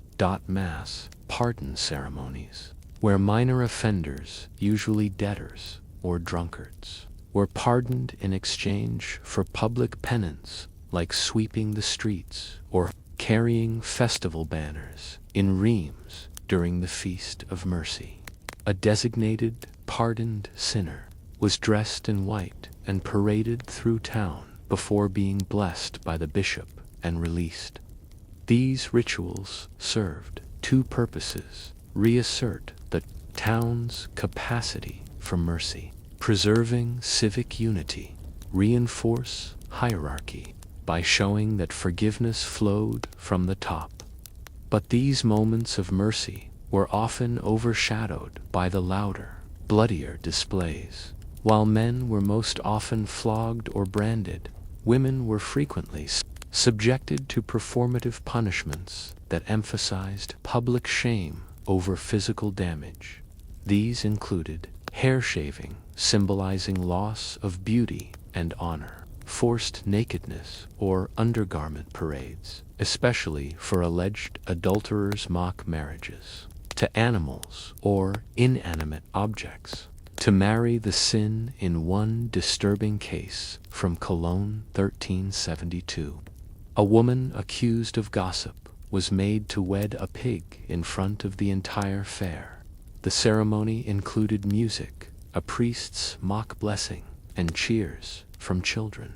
The point wasn't justice. It was humiliation made into spectacle. While most punishments were controlled and sanctioned, occasionally the crowd became judge and executioner. In 1415, in Ghent, A thief being paraded for whipping was stoned to death by the crowd before the flogger could act. In 1388, a suspected plague spreader, wrongly accused, was tied to a cart during a fair and burned alive by an angry mob. These moments were rare but revealing, when the line between punishment and pleasure blurred too far. Rage overtook ritual, and sometimes the officials did nothing to stop it. After all, they'd spent years teaching the crowd that justice was a performance. As the centuries turned and the Renaissance gave way to early modern states, the theatricality of punishment faded.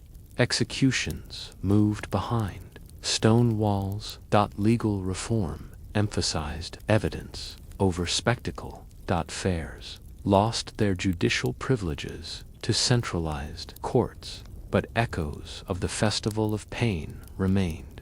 Today, we see them in public shaming, online true crime docuseries. Court TV justice served means we no longer throw old bread at the thief. We tweet about them, we gawk, we watch the footage. So here's the real question.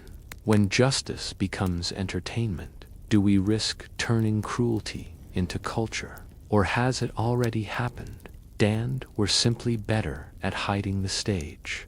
We've wandered through the muddy fairgrounds of medieval Europe, where the smell of roasting meat mixed with the sting of public justice, where jesters joked beside pillories and criminals bled before children sipping sweet wine, where punishment was scheduled, celebrated, and sold, a theater of morality that entertained as much as it disciplined.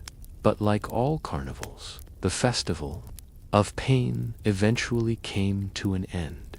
In this final section, we examine the slow unraveling of this gruesome tradition.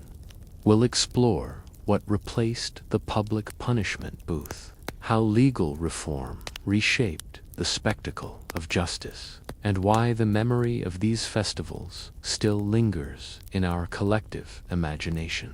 Because even after the fairgrounds fell silent, the audience never truly left. By the late 15th and early 16th centuries, a cascade of social and legal changes began to dismantle the connection between fairs and punishment.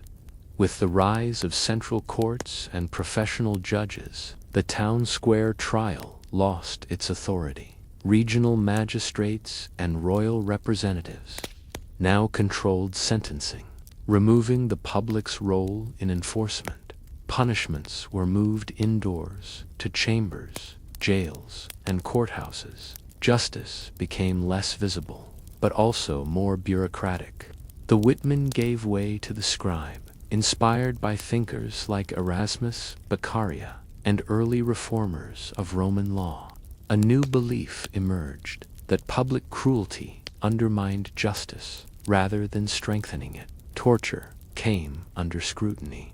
Confessions under duress were questioned. Punishments meant to shame began to be seen as barbaric. Public branding, flogging, and whipping fell out of favor. Not entirely gone, but now out of style, especially among the emerging literate elite. While executions themselves continued into the 18th and even 19th centuries, they were increasingly controlled, rarefied, and enclosed. In many European cities, gibbets were removed from central squares and placed outside city gates.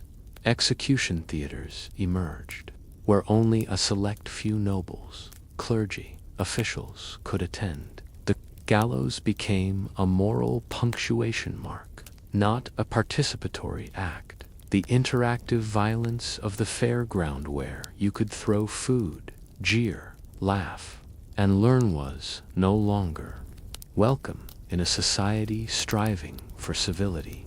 But something important was lost: the collective ritual of judgment. Though the fairground punishments vanished, their memory flourished in taverns and back alleys. Stories of Punishment Day were passed down in ballads sung by traveling minstrels, Punch and Judy, puppet shows, where mock justice was a staple theme, penny pamphlets, which dramatized real executions with flair and fantasy. These tales often romanticized the criminals, casting them as tricksters, lovers, or tragic figures wrongly accused. Even the torturers became folk heroes. The executioner who danced before a beheading, the jester who flubbed his trial monologue, the boy who hit a thief square in the eye with a turnip. The justice system had moved on, but the audience remembered the old acts. You may think you've left the festival of pain far behind, but its echoes remain. Today's courtroom dramas, broadcast live, dissected on social media, resemble the moral performances of medieval fairs. Public humiliation still thrives, just digital now. Crime reenactments fill hours of television programming. Reputation destruction, once symbolized by the shaved head or pillory, is now a viral tweet away. We've hidden the whip, but we've kept the stage. From stand-up routines, mocking criminal trials, to true crime podcasts narrated with dramatic flair, we still consume entertainment laced with pain, but from a distance. No blood, no stocks, no spitting crowds, just earbuds, just screens, just silence between each episode. What changed most was not the public's thirst for justice, but the target of punishment. In the medieval fairground, punishment marked the body, branding, flogging, mutilation.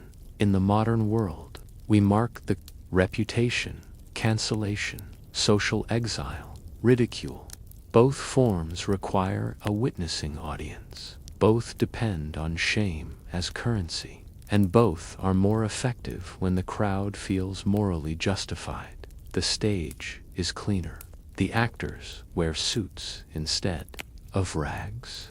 But the logic perform pain, reaffirm the moral code remains. Shared rituals of morality, a visible reminder of consequences, the communal catharsis of judgment and forgiveness, legal protections, due process, the idea, if not always the reality, of humane justice. But even with these gains, we still wrestle with the core question: should justice be seen, or should it be felt? Despite its horrors, the Festival of Pain was also a mirror. It reflected a world where pain taught lessons, where justice was participatory, where guilt and punishment were public, physical, and immediate. Today, we use different tools, but we still gather around the virtual scaffold, still cheer or boo, still decide who deserves punishment even without the court's permission. And somewhere in that history is a warning: when justice becomes a story, the line between fairness and fiction grows thin. So now, centuries after the booths were packed up and the last pig-roasting fires died out, one question remains: if a punishment happens in silence, without spectators, without drama, does it still satisfy the crowd? Or do we, in some quiet part of our minds, still yearn for the show?